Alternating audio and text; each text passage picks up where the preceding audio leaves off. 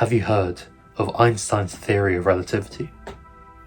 These buzzwords tend to be what people think of when they talk about physics. But what does this theory actually say? There's a very good reason for Einstein's theory to be so popular. It revolutionized our understanding of space and time. So, today, let's delve into the weirdness and magic of relativity and where it has taken us since its discovery. Get ready to put your mind on the matter of relativity. Okay, so cast your mind back to the late 19th century. I'm sure you were around back then. Newton's ideas had been accepted for nearly 200 years now. But there was one thing it was struggling to answer. If it was true that space and time were independent and absolute, Mercury's orbit should have been quite different to what observations showed. Firstly, just to note, perihelion change is the change in the closest approach of a planet to its sun. So, observations showed that Mercury's perihelion change, due to the gravitational forces from other planets, was approximately 574 arcseconds per century, whereas Newton's laws implied that it should only be changing by 531 arcseconds. Whilst it seems like not much, it is quite fundamental to where relativity now takes place, and this is where Einstein comes in. Einstein decided that these assumptions, like absolute time and independence between space and time, are simply not true. He described a scenario where if he were able to run at the speed of light whilst chasing a beam of light, he would be able to see the EM wave standing still. But this contradicted Maxwell's findings about these EM waves, since they ought to move at the same speed in a vacuum. Therefore, Einstein reached the conclusion that the laws of physics, including the speed of light, are the same regardless of the motion of an observer. He would never be able to catch up to that light beam, since even whilst he's at the speed of light, that beam of light should be travelling at the speed of light relative to him. Now, this is the basis for Einstein's first major discovery, special relativity. The speed of light is constant no matter your motion.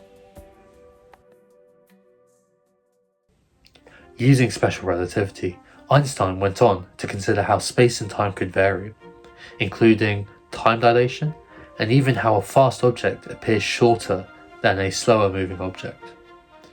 All of these phenomena occur all the time, but my running is going to have such a tiny level of time dilation that the time that's running for me is practically the same as my lazy friends. Even more importantly, this discovery led to Einstein's most famous equation, E equals mc squared. This shows that mass can be converted to energy and vice versa, and considering how the speed of light is 300 million meters per second, that's a lot of energy stored. This discovery led to further discoveries and inventions, including nuclear power plants and nuclear weapons. However, one thing that Einstein hadn't considered was the issue of gravity, especially when it came to our original example of Mercury's orbit. Coming off from his special relativity, showing that space and time are interwoven into space-time, he spent a decade considering various equations to resolve the issue of gravity, and came to the realization that gravity affects space-time as well. Imagine placing a ball on a trampoline. The trampoline then becomes slightly dipped under the gravity of the object. This means that if you were to roll a marble along the edge of the trampoline, it would spiral inwards towards the ball. Suddenly, this sounds a lot like how planets orbit the sun. Einstein's general relativity has shown that gravity no longer acts like a force, rather that the forces from gravity are a consequence of that gravity curving space-time. So, how does this explain Mercury's peculiar orbit? General relativity shows that the extremely strong gravity of the Sun curves space-time so significantly that Mercury's perihelion advances slightly more than predicted by Newtonian gravity. In fact, the equations Einstein proposed indicated the change in perihelion should be 43 arcseconds, which is practically the exact difference in observations.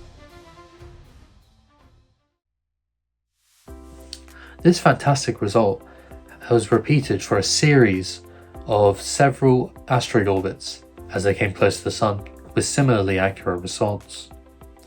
Furthermore, Einstein's special relativity allows us to explain how we can detect muons from the surface.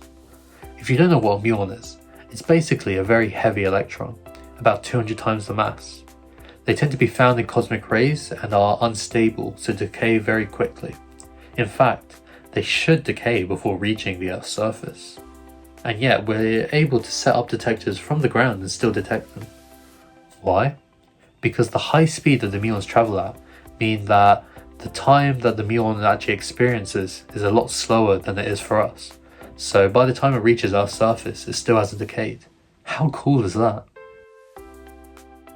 Let's take a look at some significant predictions of general relativity.